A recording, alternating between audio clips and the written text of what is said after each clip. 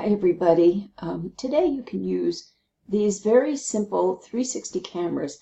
This one I purchased about a year and a half ago. It cost me under $60, and then when you add some of the stands it costs a little more.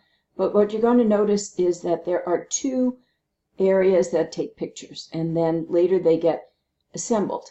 What I'm going to do is show you how this could become part of a STEM project with one of my favorite areas, sewage treatment. So this was where I studied my work for my master's, and today it would be a very interesting project for students and teachers to work in. First of all, the basic technology you need is not that difficult. There are even apps out now that can show you how to do this with your cell phone. I'll be sharing with you links to this website I put together with just some information about the camera that I got. So I think you're going to find that this is pretty helpful. And what you want to do, though, is also be mindful of where you set up the camera.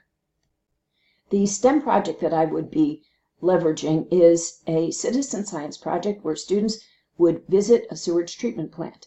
And collaboratively, the students would work with me to think about where they would position a camera, because that's going to be a piece of what they're going to do. And here are some examples that I had simply from working with my own family some time back, and I would use those to illustrate some of how you can get 360 camera output and then put it into a regular YouTube. You can also use Google Cardboard or similar viewers to see these, but I'll just show you some right now of what I did as an example of how you might want to talk with students about how and where they would put a camera in a sewage treatment plant. Here you see a conversation that I was having with my family, and there's my youngest grandson. He wasn't paying too much attention. And you'll see we were talking about what we were going to do for the day.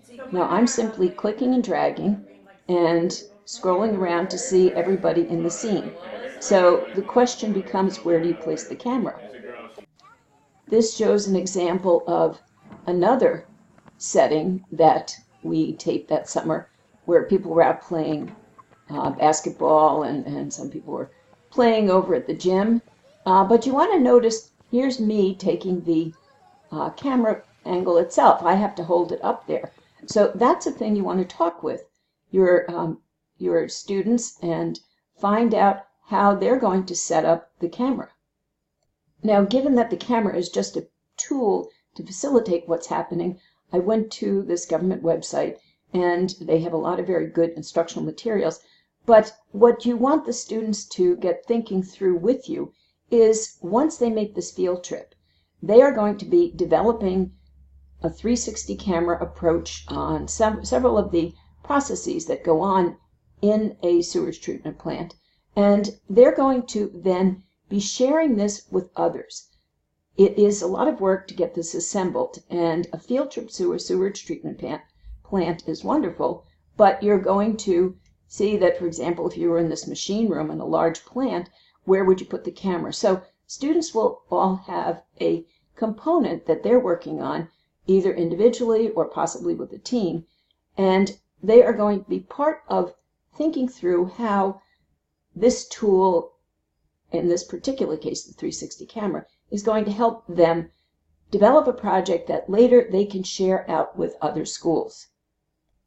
Now, using the ISTE standard 1.A for students, creating empowered learners, the students are going to articulate and set personal learning goals and develop strategies, leveraging technologies to help achieve them, and they're going to reflect on the learning process itself and how to improve outcomes in the future. Now, this tool could transform my work and the work I do with colleagues, because part of my work, I have an application website where I keep work that's been done by me and by other students that they might want to share. As you can see across the top, we're starting to categorize these as people create ideas that they want to share with others. We bring them into this website. So what I would do would be to take the 360 camera work and share it here. But I would also want the students in my class, the K-12 students, develop their own website. Now here's an example of a website created a couple of years back with the older Google websites by several geology teachers who were in earth science, and they wanted students across New York State to be able to do a collaborative project where they would go and visit local landforms and share them. So the sewage treatment project would have a similar outcome where the students would create something that could then be shared out with other schools.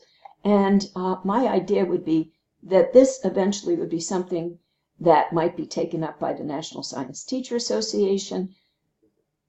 The National Science Teacher Association has been behind the move to really get STEM products together, and now we are enhancing STEM by bringing the A for art. So there would be a lot of ways that students could start creating the kind of introductory information. The instructors, like myself, would put together the standards and maybe some tests or assessments and other resources that could be used by other teachers that might want to use this in the future. And NSTA does have ways where students and teachers can actually post work that they've done in professional development venues. So that would be something down the road that could be done with students and with the teacher, and ultimately it could be shared with other schools. So this is one way that I might get others engaged in something as simple as a 360 camera and use it to prompt students discovering the role that technologies can play and how they can bring this into this project, but ultimately bring this into their own future. Using immersive technologies are becoming very important, and this is one of the immersions that you can have. The nice thing is you can have it with or without the headset, and so it's quite available to different folks. So thank you.